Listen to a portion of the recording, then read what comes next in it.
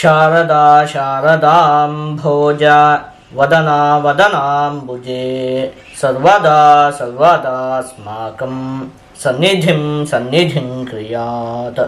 ಸಮಸ್ತ ವೀಕ್ಷಕರಿಗೂ ಜೂನ್ ತಿಂಗಳ ಮಕರ ರಾಶಿಯ ಮಾಸ ಭವಿಷ್ಯದ ಕಾರ್ಯಕ್ರಮಕ್ಕೆ ಸುಸ್ವಾಗತ.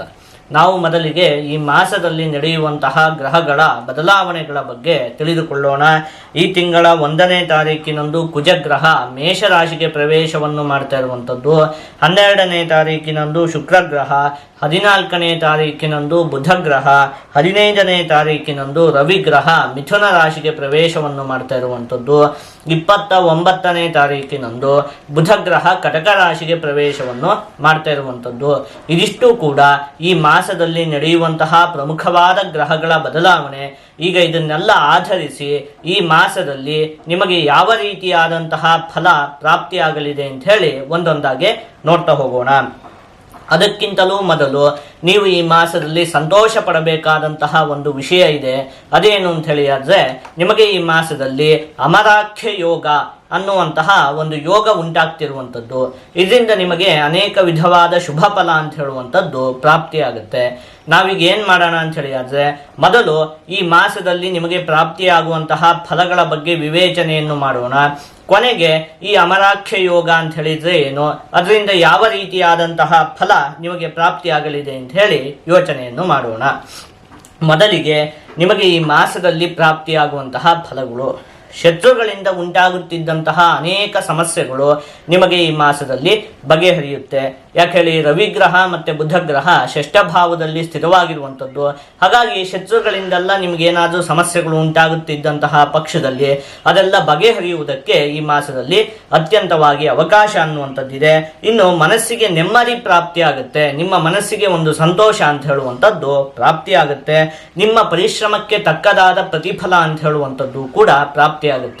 ಕೆಲವು ಸಲ ಏನಾಗುತ್ತೆ ಹೇಳಿ, ನಾವು ತುಂಬ ಪರಿಶ್ರಮ ಪಡ್ತೀವಿ, ಫಲಪ್ರಾಪ್ತಿ ಆಗುತ್ತೆ, ಆದರೆ ನಮ್ಮ ಪರಿಶ್ರಮಕ್ಕೆ ತಕ್ಕದಾದಂತಹ ಫಲ ಅಂತ ಹೇಳುವಂಥದ್ದು ಪ್ರಾಪ್ತಿಯಾಗುವುದಿಲ್ಲ.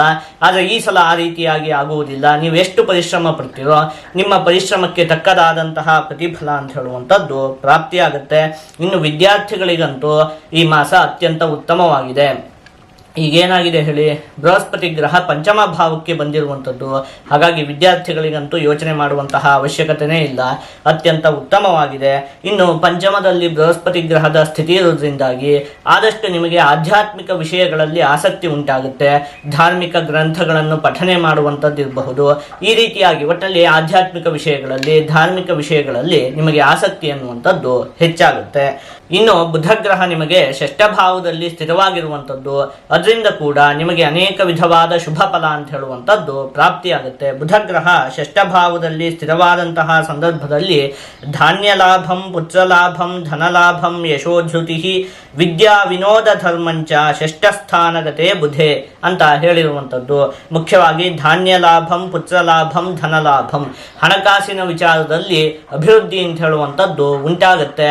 ಮತ್ತೆ ಸಂತಾನವನ್ನು ಅಪೇಕ್ಷಿಸುತ್ತಿರುವಂತಹ ದಂಪತಿಗಳಿಗೂ ಕೂಡ ಈ ಮಾಸ ಅತ್ಯಂತ ಉತ್ತಮವಾಗಿದೆ. ಮತ್ತೆ ಮಕ್ಕಳಿಂದ ನಿಮಗೆ ಒಂದು ಸಂತೋಷ ಅಂತ ಹೇಳುವಂಥದ್ದು ಪ್ರಾಪ್ತಿಯಾಗುತ್ತೆ. ಯಶಸ್ಸು ಅಂದರೆ ಒಂದು ಕೀರ್ತಿ ಅಂತ ಹೇಳುವಂಥದ್ದು ಕೂಡ ಪ್ರಾಪ್ತಿಯಾಗುತ್ತೆ.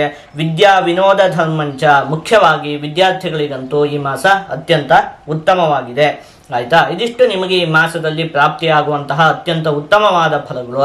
ಈಗ ನೀವು 1-2-3 ವಿಷಯದಲ್ಲಿ ಈ ಮಾಸದಲ್ಲಿ ಒಂದು ಸ್ವಲ್ಪ ಜೋಪಾನವಾಗಿರ್ಬೇಕಾಗುತ್ತೆ. ಅದು ಯಾವುದು ಅಂತ ಹೇಳಿ ನೋಡ್ತಾ ಹೋಗೋಣ. ಒಂದನೇದಾಗಿ, ವಾಹನವನ್ನು ಚಲಾಯಿಸುವಂತಹ ಸಂದರ್ಭದಲ್ಲಿ ನೀವು ಈ ಮಾಸದಲ್ಲಿ ಒಂದು ಸ್ವಲ್ಪ ಜೋಪಾನವಾಗಿರ್ಬೇಕಾಗುತ್ತೆ. ಇನ್ನು ಮುಖ್ಯವಾಗಿ ಕೋಪವನ್ನು ನೀವು ಈ ಮಾಸದಲ್ಲಿ ಆದಷ್ಟು ನಿಯಂತ್ರಣದಲ್ಲಿ ಇಟ್ಕೊಳ್ಬೇಕು. ಅಂದ್ರೆ ಸಣ್ಣ ಪುಟ್ಟ ವಿಷಯಗಳಿಗೂ ಕೂಡ ನಿಮಗೆ ಕೋಪ ಉಂಟಾಗುವುದಕ್ಕೆ ಅತ್ಯಂತವಾಗಿ ಅವಕಾಶ ಇದೆ. ಆ ರೀತಿಯಾಗಿ ಮಾಡಬಾರದು. ಆದಷ್ಟು ಕೋಪವನ್ನು ನೀವು ನಿಮ್ಮ ಹತೋಟಿಯಲ್ಲಿ ಇಟ್ಕೊಳ್ಬೇಕಾಗತ್ತೆ.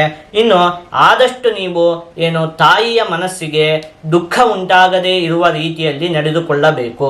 ಆಯ್ತಾ, ಈ 1-2-3 ವಿಷಯದಲ್ಲಿ ನೀವು ಜೋಪಾನವಾಗಿದ್ದಂತಹ ಪಕ್ಷದಲ್ಲಿ ಮತ್ತೆ ಇನ್ನು ಉಳಿದಂತಹ ಎಲ್ಲ ವಿಷಯದಲ್ಲಿಯೂ ಕೂಡ ನಿಮಗೆ ಅಭಿವೃದ್ಧಿ ಅನ್ನುವಂಥದ್ದು ಉಂಟಾಗುತ್ತೆ. ಈಗ ನಾವು ಈ ಹಿಂದೆಯೇ ಯೋಚನೆ ಮಾಡಿದ್ವಲ್ಲ, ಈ ಮಾಸದಲ್ಲಿ ನಿಮಗೆ ಅಮರಾಖ್ಯ ಯೋಗ ಅಂತ ಹೇಳುವಂಥ ಒಂದು ಯೋಗ ಉಂಟಾಗ್ತಿದೆ ಅಂತ ಹೇಳಿ, ಅದರ ಬಗ್ಗೆ ಅದು ಏನು, ಯಾವ ರೀತಿಯಾದಂತಹ ಫಲ ಅದರಿಂದ ಪ್ರಾಪ್ತಿಯಾಗುತ್ತೆ ಅಂತ ಹೇಳಿ ನೋಡ್ತಾ ಹೋಗೋಣ. ಅಮರಾಹ್ವಯ ಯೋಗ ಸ್ಯಾತ್ ಕೇಂದ್ರ ಕೋಣಗತೆ ಗುರು ಚತುರ್ಥೇ ಪಾಪಖೇಟೆ ಚ ಯೋಗೇಸ್ಮಿನ್ ಶ್ರೀಯುತೋ ನರಹ ಅಂತ ಹೇಳಿರುವಂಥದ್ದು. ಈ ಯೋಗ ಉಂಟಾಗತ್ತೆ ಯಾವಾಗ? ಕೇಂದ್ರ ಕೋಣಗತೆ ಗುರು, ಬೃಹಸ್ಪತಿ ಗ್ರಹವು ಕೇಂದ್ರ ಸ್ಥಾನದಲ್ಲಿ ಇರಬೇಕು ಅಥವಾ ಕೋಣ ಸ್ಥಾನದಲ್ಲಿ ಇರಬೇಕು. ಪ್ರಕೃತವಾಗಿ ನಿಮಗೆ ಈಗ ಪಂಚಮ ಭಾವದಲ್ಲಿ ಬೃಹಸ್ಪತಿ ಗ್ರಹದ ಸ್ಥಿತಿ ಅಂತ ಹೇಳುವಂಥದ್ದು ಇದೆ. ಅದಾದ್ಮೇಲೆ ಏನಾಗಬೇಕು? ಚತುರ್ಥೇ ಪಾಪಕ್ಷೇಟೇಚ, ಚತುರ್ಥ ಭಾವದಲ್ಲಿ ಒಂದು ಪಾಪಗ್ರಹ ಅಂತ ಹೇಳುವಂಥದ್ದು ಇರಬೇಕು. ಈಗ ಮೇಷರಾಶಿಯಲ್ಲಿ ಕುಜಗ್ರಹದ ಒಂದು ಸ್ಥಿತಿ ಇದೆ. ಹಾಗಾಗಿ ನಿಮಗೆ ಈ ಯೋಗ ಉಂಟಾಗ್ತಿದೆ. ಇದಕ್ಕೇನು ಫಲವನ್ನು ಹೇಳಿರುವಂಥದ್ದು ಅಂತ ಹೇಳಿ ಆದರೆ, ಯೋಗೇಸ್ಮಿನ್ ಶ್ರೀಯುತೋ ನರಹ ಅಂದರೆ ಮುಖ್ಯವಾಗಿ ಹಣಕಾಸಿಗೆ ಸಂಬಂಧಪಟ್ಟಿರುವಂತಹ ವಿಷಯದಲ್ಲಿ ಈ ಮಾಸದಲ್ಲಿ ನಿಮಗೆ ಅತ್ಯಂತವಾಗಿ ಅಭಿವೃದ್ಧಿ ಎನ್ನುವಂಥದ್ದು ಉಂಟಾಗುತ್ತೆ.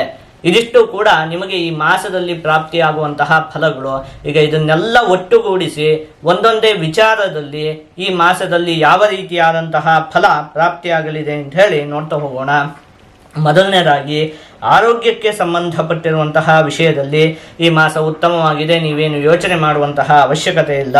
ಕುಟುಂಬಕ್ಕೆ ಸಂಬಂಧಪಟ್ಟಿರುವಂತಹ ವಿಷಯದಲ್ಲಿ ಈ ಹಿಂದೆಯೇ ಯೋಚನೆ ಮಾಡಿದಂತೆ ತಾಯಿಯ ಮನಸ್ಸಿಗೆ ದುಃಖ ಉಂಟಾಗದೇ ಇರುವ ರೀತಿಯಲ್ಲಿ ನೀವು ನಡೆದುಕೊಳ್ಳಬೇಕಾಗುತ್ತೆ.